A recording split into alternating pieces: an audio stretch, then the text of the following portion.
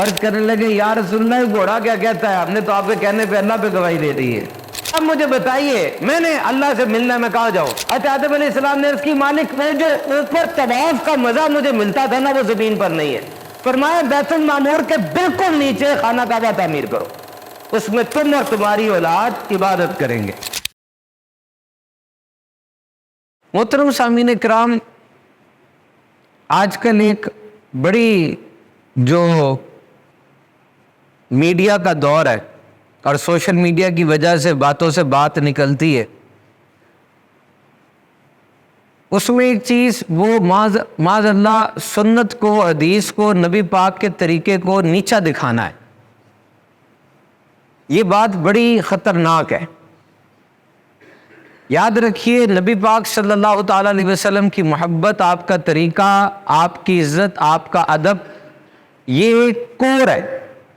And you know what is the meaning of core? Core is something without which the system cannot exist. This is the pillar on which the entire building of Islam is standing. If this pillar will fall, the entire structure will fall. دیکھیں ایک عبادت ہے جو دن میں 5 مرتبہ فرض ہے، کون سی ہے؟ بولے کون سی ہے؟ ایک عبادت ہے جو سال میں 1 دفعہ 30 دن کے لیے فرض ہے، کون سی ہے؟ اور ایک عبادت ہے جو کہ پیسوں کی صورت میں ہم دیتے ہیں سال میں 1 دفعہ، اور ایک وہ ہے جو جاتے ہیں حرم شریف میں جا کے کرتے ہیں، وہ کیا ہے؟ حج۔ یہ ہر عبادت اپنے وقت پہ فرض ہے، لیکن ایک ایسی عبادت جو 24 گھنٹے ہر وقت ضروری ترین ہے، وہ حضور کا ادب ہے۔ ایک لمحے کے لیے بھی کسی کے دل میں خدا نخواستہ ایسی کوئی بات آ جاتی ہے، کیا بنے گا اس کے ایمان کا؟ So remember, never compromise on the sanctity of Holy Prophet صلی اللہ تعالیٰ علیہ وسلم۔ حضور کی ادائیں، حضور کا انداز جس کو ہم سنت کہتے ہیں، یہ ہم نے اس پہ عمل کرنا ہے، ہمارے لیے یہ حکم ہے۔ کبھی بھی کمپرومائز نہ کیجیے گا اس کے اوپر۔ یہ سب حضور کی ادائیں ہیں، یہ جتنا کچھ ہم کر رہے ہیں نا، مسجد میں آگے بیٹھے ہیں جو مسلمان ہیں، یہ حضور کی اداؤں پر عمل کر رہے ہیں۔ کھڑے ہو جائیں آپ قیام کی حالت میں نماز پڑھنے کے لیے، اتحیات پڑھے قیام کے اندر، آپ نے کھڑے ہو کے، اور سے سنیں، کھڑے ہو کے اتحیات پڑھی۔ اب آپ رکوع میں گئے، رکوع میں جا کے آپ نے سورہ فاتحہ پڑھی۔ اب آپ سجدے میں گئے، سجدے میں جا کے آپ نے سورہ اخلاص پڑھی۔ اب آپ بیٹھ گئے اتحیات، اور وہاں جا کے آپ نے پھر سورہ فاتحہ پڑھی۔ کیا نماز ہو گئی؟ کیا نماز ہو گئی؟ کیوں نہیں ہوئی؟ سارے اذکار آپ نے وہی کیے جو نماز میں کرتے ہیں۔ کوئی ایک ذکر بتایا آپ نے کیا جو نماز کے علاوہ ہو، کیا ہو گئی نماز؟ نہیں ہوئی۔ کیوں نہیں ہوئی؟ ذکر آپ نے وہی کیا جو نماز میں کرتے ہیں، لیکن اس انداز سے نہیں کیا جس انداز سے میرے حضور نے کیا ہے۔ Now guess the importance۔ جب صحابہ سے کہا صحابہ نماز آ گئی ہے، فرض ہے، پڑھنی ہے، صحابہ نے کہا حضور نماز کیا ہوتا ہے؟ ہمیں تو پتہ نہیں ہے۔ حضور نے کہا کبھی پریشان کیا ہے تمہیں؟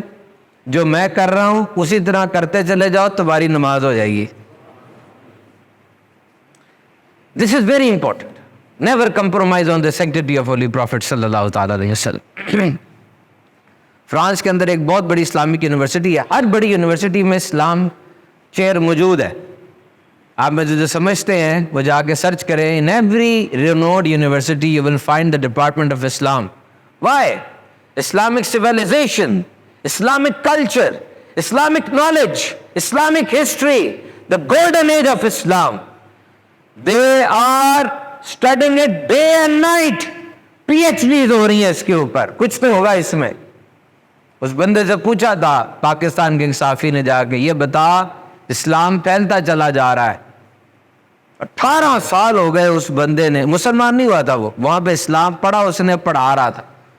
کہتا کوئی ایک لائن بتا جس سے ثابت ہو کہ اسلام اتنا مضبوط، اتنا پھیلنے والا، اتنا اٹریکٹیو، اتنا پرکشش، اور یہ کہ انسان کی روح تک اتر جانے والا دین ہے، کیا وجہ ہے یہ؟ اس نے کہا لمبی بات تو نہیں میں کروں گا، لیکن اتنا بتاتا ہوں کہ مشرق کی طرف یہ ایک شاعر آئے تھے، ان کا یہ شعر ہے کہ محمد سے وفا تو نے تو ہم تیرے ہیں، کہ جہاں چیز ہے کیا لوح و قلم تیرے، کہ ان کے سینے سے اس ہستی کی محبت نکل گئی یہ تباہ ہو جائے. اور جب تک یہ محبت ان کے اندر ہے، دیکھو ایک بندہ بظاہر سنتوں پر عمل نہیں کر رہا ہوتا، بظاہر نہیں کر رہا ہوتا، لیکن اس کے دل میں نبی پاک کی محبت کتنی ہوتی ہے. معاذ اللہ کوئی ایسا انسان ہو، بدبخت ہو، جو کہ حضور کی شان میں گستاخی کرے. یہ اسٹوڈنٹ بھی ہوتے ہیں، وہ بھی اپنے طور پہ بیچارے کلاسوں کا بائیک آؤٹ کر رہے ہوتے ہیں، انداز الگ الگ ہے اپنا، لیکن غصہ کتنا چڑھتا ہے. یہ جو چیز ہے نا، یہ کمپرومائز نہیں ہونی چاہیے، نیور.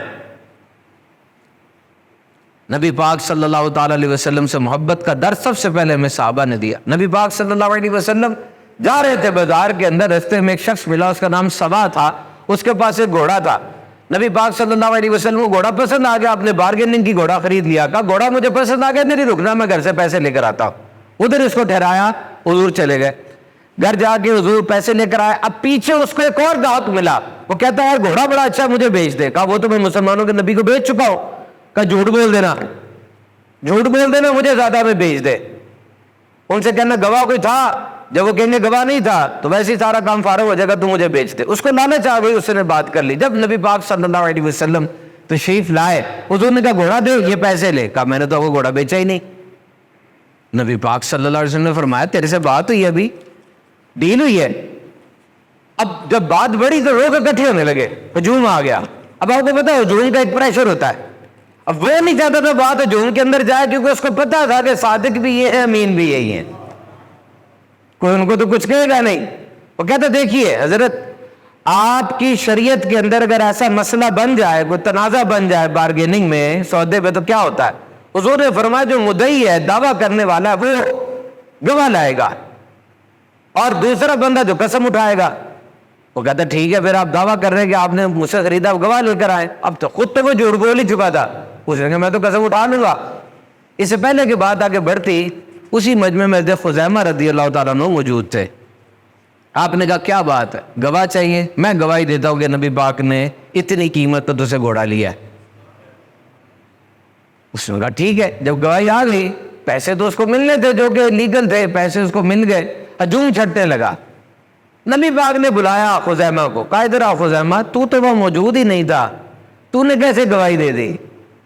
خزیمہ بن ثابت رضی اللہ تعالیٰ عنہ کا جواب سنیے.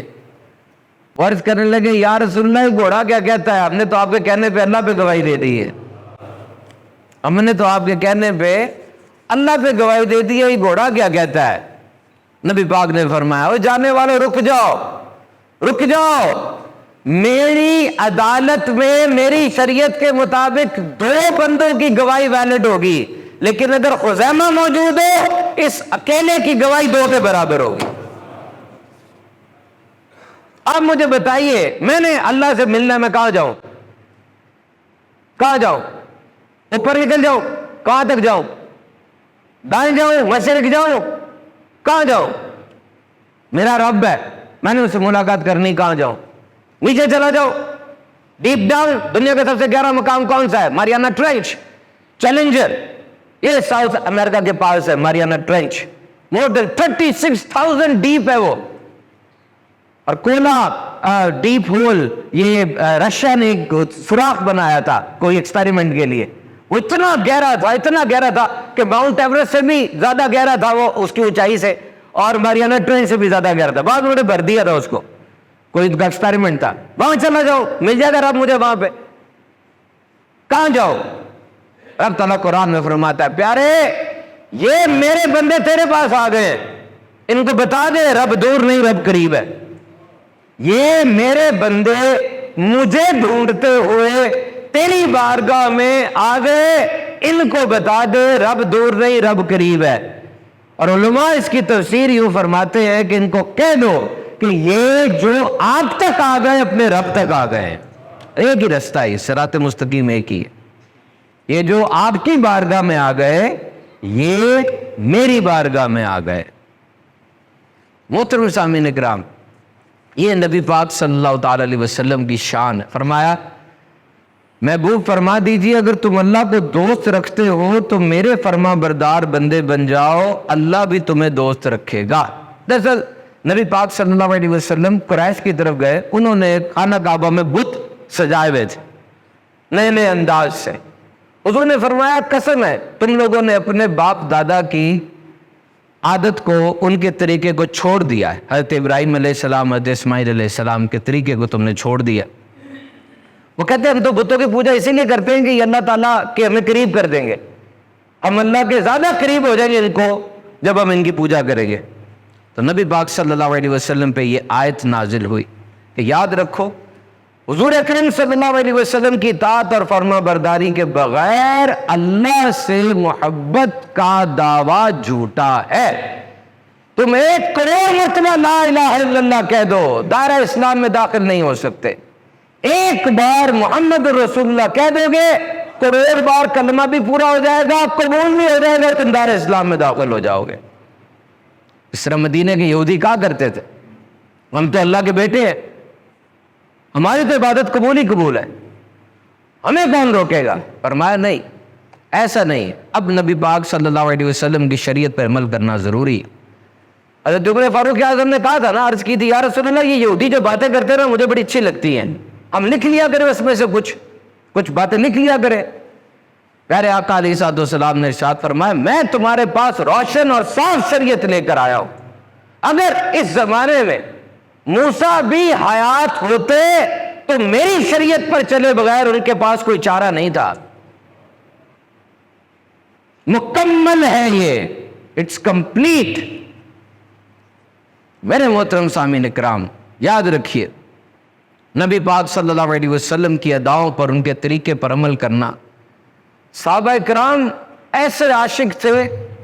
ایک صحابی کہتے ہیں میں نے ایک دفعہ آقا علیہ الصلوۃ والسلام سے سنا, حضور فرما رہے ہیں کہ میں قیامت کے دن جنت کی چابی یوں کھولوں گا, یوں اشارہ کیا اپنے دست اقدس سے. وہ کہتے ہیں حضور کا یوں ہاتھ کو یوں کر کے جس طرح سے اشارہ تھا نا, وہ میرے ذہن میں کھب سا گیا, مجھے ہر وقت وہ ادا یاد آتی رہتی. حضرت عثمان غنی رضی اللہ تعالیٰ عنہ ایک جگہ پر وضو کرنے کے بعد مسکرائے اور صحابہ سے پوچھا, صحابہ مجھ سے پوچھو میں کیوں مسکرایا ہوں. صحابہ نے عرض کیا آپ بتائیے آپ کیوں مسکرائے. کہتے ہیں اسی جگہ پہ نبی پاک صلی اللہ علیہ وسلم نے وضو کیا تھا اور حضور مسکرائے تھے, اور حضور نے فرمایا تھا کہ اس وضو میں جو بندہ اپنے چہرے کو دھوتا ہے اللہ تعالیٰ اس کے چہرے کے گناہ مٹا دیتا ہے, جو بندہ اپنے ہاتھوں کو کونیوں تک دیتا ہے اللہ تعالیٰ ہاتھوں کے گناہ مٹا دیتا ہے, سر کا مسح کرتا ہے وہ گناہ مٹا دیتا ہے, پاؤں دھوتا ہے کونیوں تک ٹخنوں تک اللہ تعالیٰ گناہ مٹا دیتا ہے. ایک ایک بات کو یاد رکھے.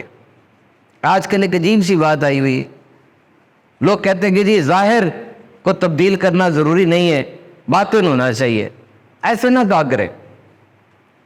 اچھوں کی نقل کا بھی بڑا فائدہ ہوتا ہے. 2 چیزیں ہم بولتے ہیں موٹیویشن میں, ایک ہوتی ہے کین کنٹرول اور ایک ہوتی ہے کینٹ کنٹرول. ایک بات جو آپ کنٹرول کر سکتے ہیں اور ایک بات جو آپ کنٹرول نہیں کر سکتے. دیکھیں کپڑے کو دھو لینا یہ میں کر سکتا ہوں, دل کو تو میرا رب دھوئے گا نا. ظاہر کو تبدیل کرنا یہ میرے بس میں ہے, اللہ چاہے گا تو باطن بھی تبدیل ہو جائے گا. آپ انتظار کیوں کرتے ہیں کہ جب تک اندر سے نہیں ہوگا تو باہر سے نہیں ہوگا. اندر باہر کی بات نہ کرے, جو کر سکتے ہیں وہ کرے. اچھوں کی نقل بھی اللہ کے قریب کر دیتی ہے. حضرت موسیٰ علیہ السلام کے دور میں ایک بندہ تھا, وہ حضرت موسیٰ علیہ السلام کی نقلیں اتارا کرتا تھا. حضرت موسیٰ علیہ السلام جیسی داڑھی رکھ لی اس نے. حضرت موسیٰ علیہ السلام لمبا چوغا پہنا کرتے تھے, اس نے بھی لمبا چوغا پہننا شروع کر دیا. حضرت موسیٰ علیہ السلام جس طریقے سے کلام فرماتے وہ بھی اسی طریقے سے گفتگو کرتا, ویسی تقریر کرتا. اب اس نے جب بہت زیادہ یہ کرنا شروع کیا, دوسرے لوگ ٹھٹا بازی کرتے تھے, تو اس کو محلے والوں نے, قوم والوں نے نکال کے جنگل کی طرف پھینک دیا. وہ جنگل میں چلا گیا. بات آ گئی ہوگی, ختم ہوگی بات. کچھ عرصے بعد حضرت موسیٰ علیہ السلام کو وحی آئی کہ اے موسیٰ جنگل میں فلاں درخت کے قریب میرا ایک دوست فوت ہو گیا ہے, جا کے اس کا جنازہ اور جو بھی اس شریعت کے معاملات تھے اس کے مطابق اس کو دفن کرو. وہ گئے, جا کے دیکھا تو یہ وہی بندہ تھا. اب ہم لوگ بڑے سوال جواب کرتے ہیں, اللہ کے نبی اللہ سے سوال نہیں کیا کرتے تھے, بس جو حکم ہوا اس کو اسی طرح مان لیا کرتے تھے. آپ نے وہ کفن دفن سارا کیا. کچھ عرصے کے بعد عرض کی یا اللہ ایک بات تو سے عرض کرنی ہے کہ یہ جو بندہ مرا تھا یہ تو وہی بندہ تھا جو میری نقلیں اتارا کرتا تھا، اور یہ وہی بندہ تھا جو کہ اس طرح کی حرکتیں کرتا تھا. تو نے اس کو اتنا بڑا مقام دیا اور کہا میرا دوست فوت ہو گیا. رب تعالیٰ نے فرمایا اے موسیٰ، جب یہ مرنے لگا نا اکیلا تھا تو بڑا مجبور اور بے بس ہو گیا تھا. میں نے اس کو ایسی توفیق دی کہ اس نے مرنے سے پہلے تیرا کلمہ پڑھ لیا اور اس نے توبہ بھی کر لی. پھر عرض کی اے اللہ یہ تو ایسی حرکتیں کرتا تھا، تو نے اس پہ اتنا کرم کر دیا.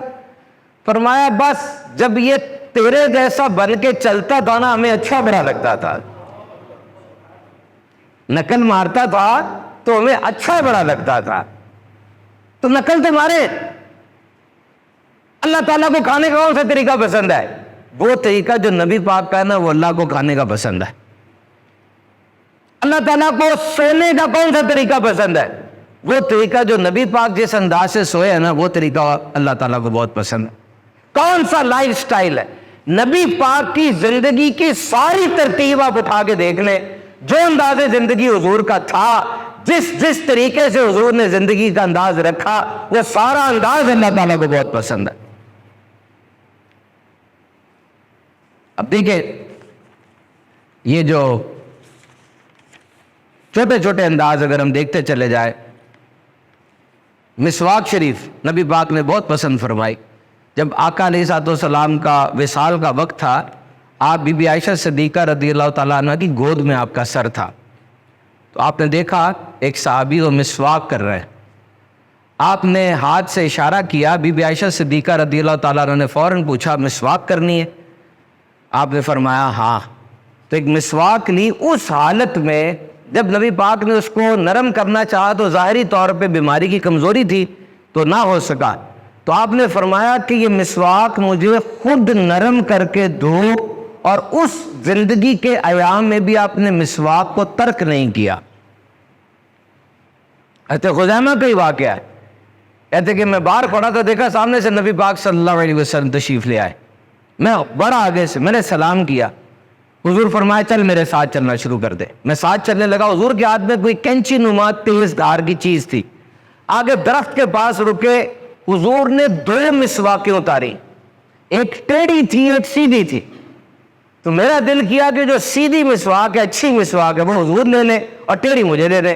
لیکن آقا علیہ الصلوۃ والسلام نے جو سیدھی مسواک تھی وہ مجھے عطا فرمائی اور ٹیڑھی خود رکھ لی. اور پھر جب وصال ہو گیا، جب دوسرے لوگ خزیمہ سے پوچھا کرتے تھے کہ کوئی نبی پاک کی بات ہمیں بتا، آپ صحابی ہیں کچھ بتائیں، تو میں گھر جاتا وہ مسواک اٹھا کے دکھاتا کہ وہ مسواک مجھے نبی پاک نے عطا فرمائی تھی. آج لاکھوں لاکھ مسلمان وہ حج کرنے وہاں پر موجود ہیں، وہ بھی پیارے آقا علیہ الصلوۃ والسلام کی ادائیں ہیں. حج کیا ہے؟ آپ غور کریں، حج کیا ہے؟ یہ اللہ تعالیٰ کے نیک بندوں کی نقل اتارنا ہے. نقل اتارنا نا، جیسے تکبیر تشریق ہے، اللہ اکبر لا الہ الا اللہ واللہ اکبر اللہ اکبر للہ الحمد. یہ کیسے آئی؟ یہ 9 ذی الحج کی فجر سے لے کے 13ویں ذی الحج کی عصر تک 5 نمازوں کی فرض نمازوں میں یہ جو جماعت اولیاء کے ساتھ ادا کی گئی یہ پڑھنا واجب ہے. اب یہ کیا ہے؟ جس وقت حضرت ابراہیم علیہ السلام حضرت اسماعیل علیہ السلام کی گردن پہ چھری چلانے لگے، اس وقت اللہ کے حکم سے حضرت جبریل وہ بینڈا لے کر دمبا لے کر آ رہے تھے.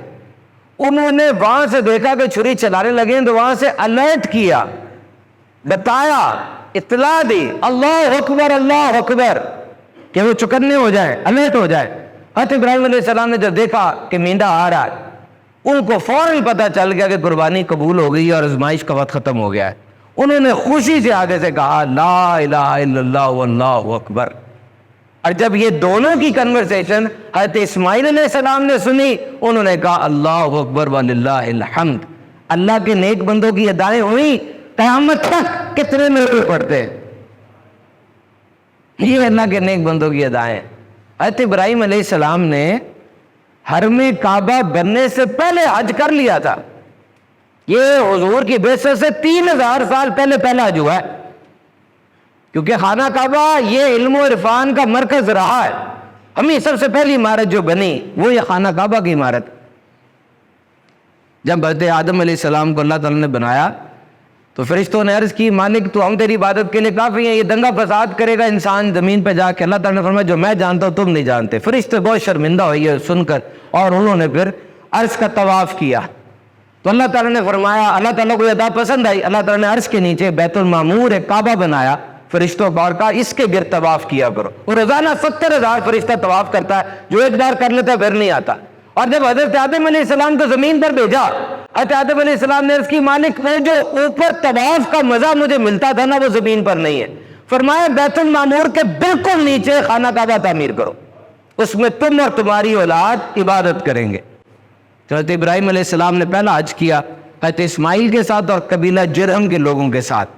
آپ نے پہلے طواف کیا, پھر سعی کی, اور اس کے بعد منی میں آ گئے, پھر کنکریاں ماری شیطان کو, اس کے بعد پھر عرفہ میں گئے اور پھر اپنے بیٹے کو لے کر چلے گئے تھے. حج کی ادائیں ہوں یا جو کچھ ہو, آخر میں ایک بات آپ سے عرض کرنا چاہتا ہوں. دیکھیے ذی الحج بھی, رمضان بھی گزرا تھا نا, شعبان بھی گزرا تھا, ذی الحج بھی گزر جائے گا. مسئلہ یہ ہے کہ میں بدلوں گا یا نہیں بدلوں گا. دن تو آتے جا رہے ہیں, بڑے بابرکت دن ہے, میں نے بدلنا ہے کہ نہیں بدلنا. دس از ویری امپورٹنٹ. میں کیسے بدلوں گا؟ مرنے سے قبل مجھے جو مشن اور پروجیکٹ دے کے رب تعالیٰ نے بھیجا, میں اس پہ عمل کیسے کروں گا؟ دن تو گزرتے جا رہے ہیں, سارا کچھ پتا ہے مجھے, سوشل میڈیا پر موجود ہے, یوٹیوب پر موجود ہے, علماء بیان فرما رہے ہیں, کتابیں میں بھرا پڑا ہے. میں کیسے بدلوں گا؟ سنو غور سے. یہ بوتل ہے پانی کی, آ رہی نظر ساروں کو؟